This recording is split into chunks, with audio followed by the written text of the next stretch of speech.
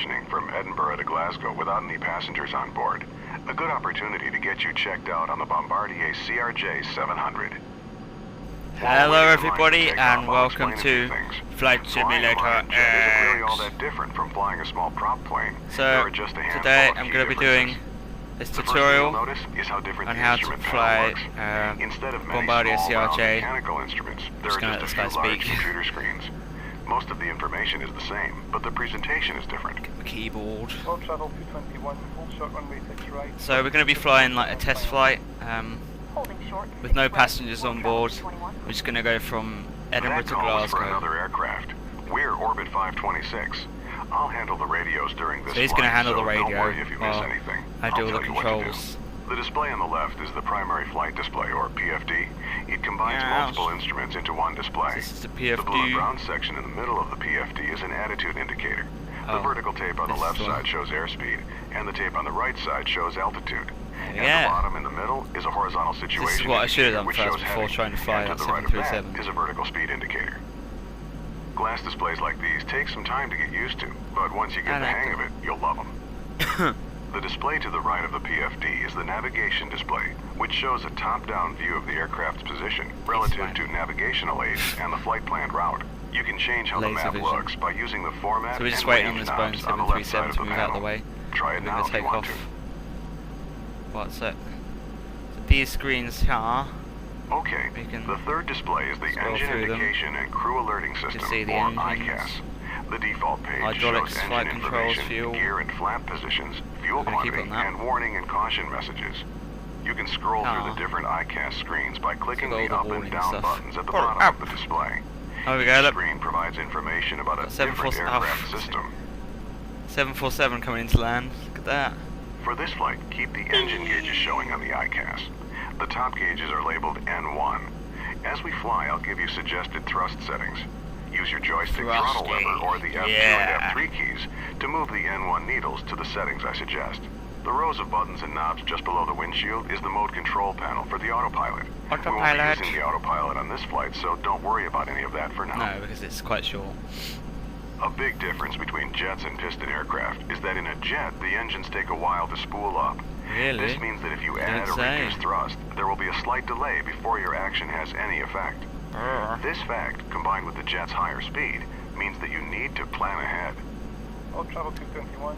So there we go, that's all the information about all the screens and stuff. I played this last night, I was just like piston aircraft. There we go, it's going. They're used during takeoff and landing to increase both lift and drag. Lower the flaps to 20 degrees for takeoff now by pressing the F7 key 3 times. You can see the flap indicator on the ICAS. Orbit 526, hold short runway 6 right. We'll hold short 6 right, Orbit 526. So I was so impressed with this tutorial that I thought I'd share it with you. Ahead of us, but hold short of the runway. Release the brakes by pressing the period key and apply some thrust to get us going. Bit of thrust. Shove these engines on a bit. There we are. So I'm now a professional flight person. So I managed to land this properly, which is why I thought it would be so good. Shut up! Pressure on the stick. He also does that if you put like maximum pressure on the stick. He does that. Less pressure on the stick. Good. Stop here. Stop. One last thing. During the takeoff roll, I'll call out 4 speeds. When I call 80 knots, glance at your airspeed tape to verify it's moving and indicating approximately the same speed as mine. When I call V1, it means we're at the speed where we're committed to taking off, because there isn't enough runway to stop at that point. When I say rotate, gently pull back on the stick and rotate the nose into the air. Finally, I'll call V2, when we reach the minimum safety speed at which we can safely climb on just one engine if there's a failure. So there we go, there he goes. Mr. Boeing. He's off. We're going to be next in our CRJ700. Which I'll give you some more information once we're in the air, but this is quite an important stage in the flight. Position and hold, Orbit 526. Position and hold. Okay, we're cleared to taxi onto the runway, but not to take off yet. Taxi ahead and turn right onto the runway. Stop once you're on the runway and lined up with the center line. Line her up a bit. Press Shift 5 to display the overhead panel and turn on the landing light by clicking the switch in the lower left corner. Then press Shift 5 again to close the overhead. Landing lights. Before we take off, let's review exactly what will happen. You'll control the aircraft, I'll handle the radios. I'll call out 80 knots, V1, rotate, and V2. Landing lights. When I say rotate, gently pull back on the stick to raise the nose to 15 degrees nose up on the primary flight display. I'll tell you to retract the landing gear once we're climbing. Once we reach 1,000 feet above the runway, I'll tell you to pitch down to 10 degrees nose up and to raise the flaps so we can accelerate. Our initial climb will be to our cruise altitude of 6,000 feet, and the departure controller will probably tell us to make a left turn to the west. I'll let you know when to turn. You're over-controlling. Use less pressure. I'm not over-controlling, I'm not touching anything. Orbit 526, winds are calm, runway 6 right, clear for takeoff. Cleared for takeoff, orbit 526. All right, we're cleared to go. All right. When you're ready, use the throttle lever on your joystick or press the F3 key to add thrust. Start with 50% N1. Let the engine stabilize and then increase thrust to 100%. Thrust! Oh, thrust. 80 knots. 80 knots. Oh, look at that roll. V1. Rotate. V1 Slowly rotate. pitch up to 15 degrees. V2. Yeah. Brake gear up. Raise the landing gear by pressing the G key. Look at this, I'm flying it properly. Orbit 526. 15 degrees. Orbit 526, switching. Adjust speed. Okay, move the stick to adjust pitch to 10 degrees nose up on the primary flight display, and raise the flaps. Reduce thrust to about 80% N1 to keep our speed below 250 knots. Climb and maintain 6,000 feet. At 75%, which is about there. Edinburgh departure, Not too orbit much. 526 with you, climbing to 6,000. Orbit 526, roger. Roger. Oh. Orbit 526, turn left, heading 270. Can fly Left with 270, me, orbit let's 526. fly, Okay, let's it's time for fly the turn. Make a nice easy left turn until our heading is 270 degrees. That's due west. Let's go west. Let's run through the after takeoff checklist. Landing gear, up. Up. Flaps, up. Yep. Level off at 6,000 feet and reduce thrust to about 60% N1. That should give us about 250 knots. Marvelous. Thrust set to 80% N1 for the climb. After takeoff checklist complete. We'll Nice, stay we've low got an on arrow this there short where I need flight, to so go. don't exceed 250 knots and keep the landing lights on. This is standard practice below 10,000 feet.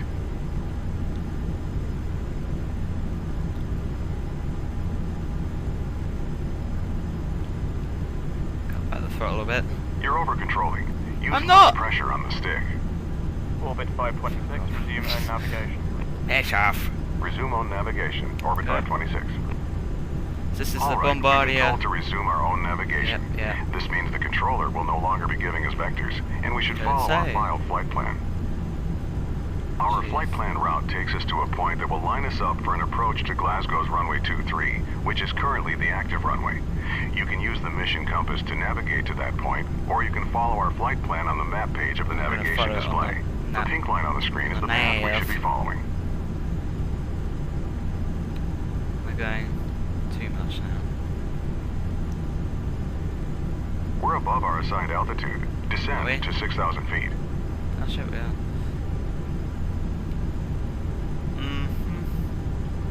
This is the Bombardier CRJ700. It's a fairly small jet. It holds about... Let me get my information on the tablet now.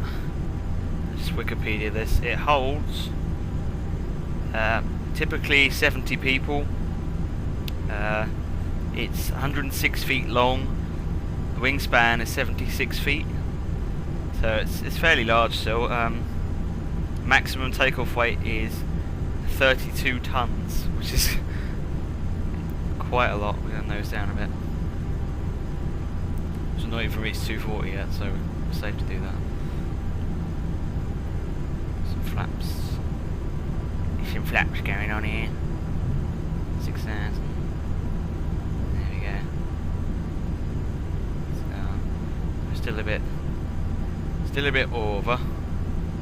So, cruising speed is 515 miles an hour usually, maximum 544, but obviously we're not going very fast in this because we're only just hopping over to Glasgow. Maximum range is 1,400 miles. We're doing about, I don't know, 50 at the most. So it's more than cut out for the job. So the Bombardier CRJ700 series has been in production since 2000 and produced from 1999 to present, and 636 have been built, each costing 24 to 30 million pounds. No, that's US dollars, sorry. So quite expensive bit of kit. They're trusting me with it today. But like I said, I like the tutorials because it's good Flight Simulator because they've made it accessible for everyone. So if you have no idea about flying, you go from tutorial 1 where they teach you how to take off in like a little tiny paraglider. I'd recommend, if you have a bit of knowledge about flying already, going straight in for this, which is tutorial 8, which will get you used to jets, because there's a lot more to think about in jets than anything else, mainly due to the speed, so it's quite a good thing to go for the flaps up.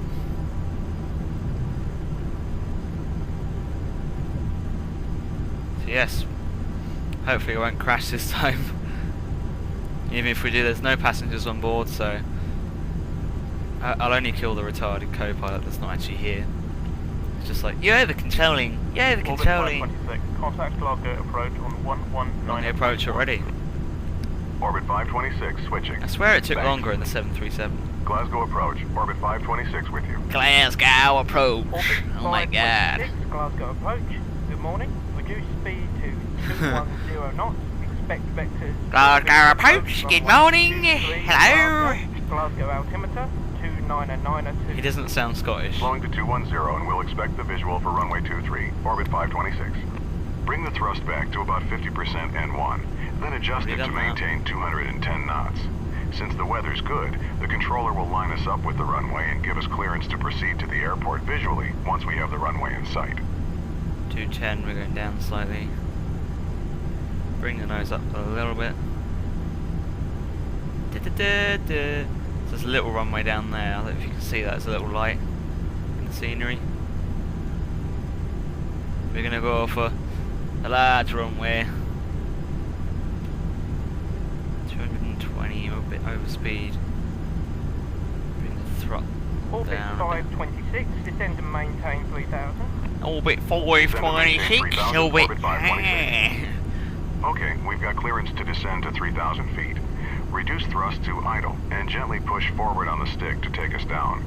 You're over control. 7 degrees nose down to maintain 210 knots as we descend. 7 degrees. What about that?